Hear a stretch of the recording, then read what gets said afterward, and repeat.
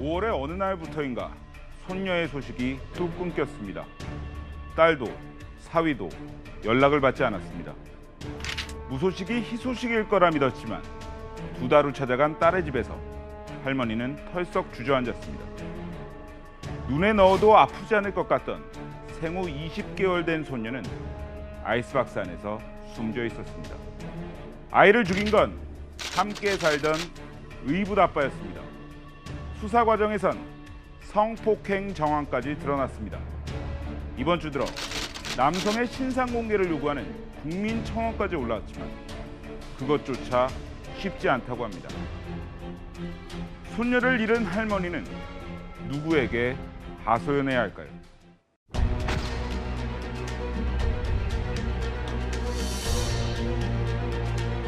왜 아이스박스에 넣으셨어요? 네? 혹시 왜 그렇게 심하게 폭행하게 되셨는지 좀 여쭤봐도 될까요? 왜 신고 안 하셨습니까? 숨진 아이한테 할 말 있으십니까?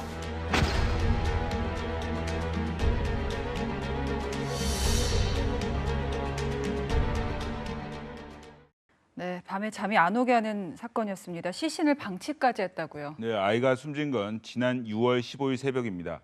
29살 양모 씨가 술에 취한 채 생후 20개월 된 의붓 딸을 이불로 덮어서 1시간 동안 폭행해서 숨지게 한 사건입니다. 예. 생활고로 스트레스를 받던 중에 아이가 자주 울어서 짜증이 났다는 게 살해 이유였습니다.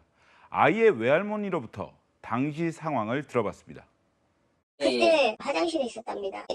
야, 자꾸 끝났으니까 정리해. 나와. 야, 나와. 정리하기 빨리 나와. 그러고 나갔답니다. 그랬더니 아이가 벌써. 네, 아이가 숨지자 양 씨는 아이의 친엄마와 함께 시신을 아이스박스에 담아서 집안 화장실로 옮겼는데 시신이 발견된 게 7월 9일입니다. 예. 살해 후 20일 넘게 시신을 방치했던 겁니다. 애가 2돌도 안 돼내고 친딸인 줄 알았다는데 성폭행까지 했다고요. 네, 부검 결과 숨진 아이의 몸에서는 예. 심한 골절과 함께 성폭행 피해 흔적이 발견됐습니다.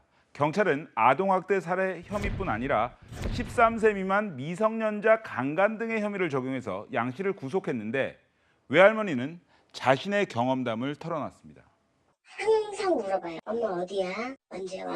몇 시에 와? 근데 그날은 말을 안 하고 들어갔습니다. 그리고 문을 열었습니다. 그랬더니 홀딱 벗고 있더라고요. 그게 3월 달이에요. 한 침대에 있었습니다. 제 귀를 의심하게 됩니다. 엄마는 도대체 뭘 하고 있었습니까? 네, 상황 파악 능력이 다소 떨어지는 데다가 양 씨가 시도 때도 없이 때려서 평소 딸이 극도의 공포감에 휩싸여 있었다는 게 외할머니의 주장입니다. 딸이 맞으면서도 저한테 말 한마디 못했어요. 밥 먹을 때마다 눈치를 봤어요.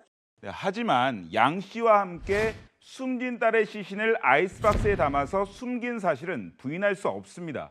경찰은 아이의 친엄마도 사체 은닉 등의 혐의로 구속해서 재판에 넘겼습니다. 네. 양 씨, 신상을 공개해낸다는 목소리가 커지고 있는데요. 네, 그렇습니다. 양 씨가 숨진 아이의 행방을 묻는 외할머니에게 보낸 문자 메시지 내용이 공개되면서 또 한 번 공분을 샀습니다. 자신과 성관계를 하면 알려주겠다 이런 취지였는데 양 씨의 신상을 공개해야 한다는 청와대 국민청원엔 15만 명 가까이가 동의했습니다.